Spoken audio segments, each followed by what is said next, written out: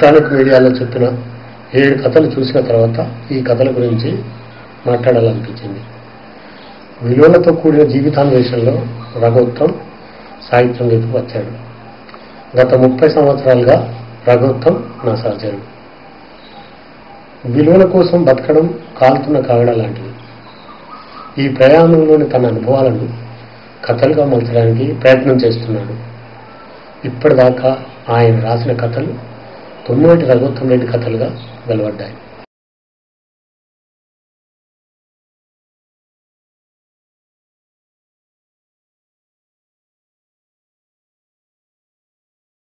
అవి మీకు మార్కెట్లో దొరుకుతున్నాయి. రఘోత్తమ్ రెడ్డికి సాహిత్యం జీవితం వేరు కాదు. రఘోత్తమ్కు సాహిత్యం జీవితం వేరు కాదు. గత 5-6 సంవత్సరాలుగా తన జీవితాన్వేషణ నుండి రూపొందిన విలువలను మనకు మౌఖిక కథలుగా ఎలక్ట్రానిక్ మీడియా ద్వారా అందిస్తున్నాడు. మార్కెట్ మాయాజాలం తన అవసరాల రీత్యా ప్రచార సాధనాలను అభివృద్ధి చేసింది. ఈనాడు మీడియా ప్రకృతి బీభత్సంలాగా మానవ జాతి తమ రక్తమాసాలతో నిర్మించుకున్న సమాజాన్ని, సంపదను, విలువలను, సంస్కృతిని విచ్ఛిన్నం చేసి మాయలోకి నెడుతున్నది. విస్తృతమైన ఇలాంటి మాధ్యమం ద్వారానే ప్రభుత్వం విలువల సంస్కృతి కోసం ఈ 7 కథలు చెప్పారు. ఇంతకుముందు తెలంగాణ ప్రాంతంలోని యుద్ధాన్ని, అందులోని హింసను రాసిన ప్రభుత్వం నేడు ఇలాంటి ఇతివృత్తాలను ఎంచుకోవడానికి కారణం నేటి సందర్భం. సదా ప్రపంచ దేశాలలోని అందరూ అనుభవిస్తున్నదే విలువలు కాదు, వినిమయం. సమాజం కాదు, వ్యక్తి అనే భావజాలంతో ప్రపంచమంతా ఒక ఉప్పెల్లాగా చెలరేగి కుప్పకూడడానికి మూలం ఎక్కడ? వ్యక్తికి సమాజంతో పని లేదు. ప్రతిభ ఉంటే ఎక్కడికైనా పాకచ్చు. సామాజిక సంపదను ఆరగించవచ్చు.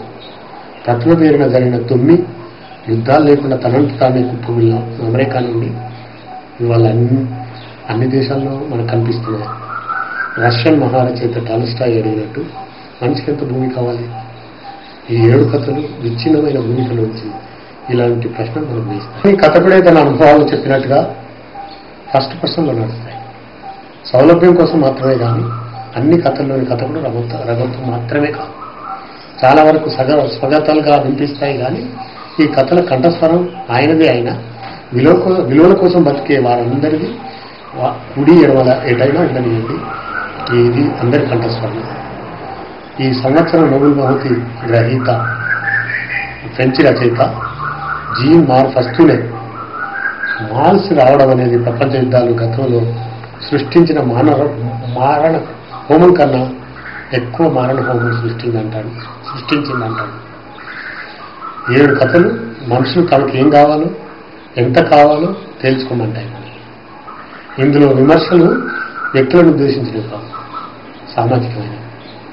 ఒక రకంగా అన్ని దేశాలు, ప్రజలు కుప్పకూలిన ఈ సందర్భంలో స్వార్థపూరితమైన, అన్యాయమైన, క్రూరమైన వినిమయ దోపిడీ సంస్కృతిలోంచి నిర్మాణానికి సంబంధించిన సంకేతాలు ఈ కథ. ప్రజా అనుకూల, ప్రజా వ్యతిరేక అన్ని కూటములు సంపద, అధికారం, సామాజిక న్యాయం గురించి, ఉత్పత్తి పంపకాల గురించి ఎవరికి వారు తమను తాము విశ్లేషించుకోవడానికి, విమర్శించుకోవడానికి ఈ 7 కథలు పిలుపునిస్తాయి.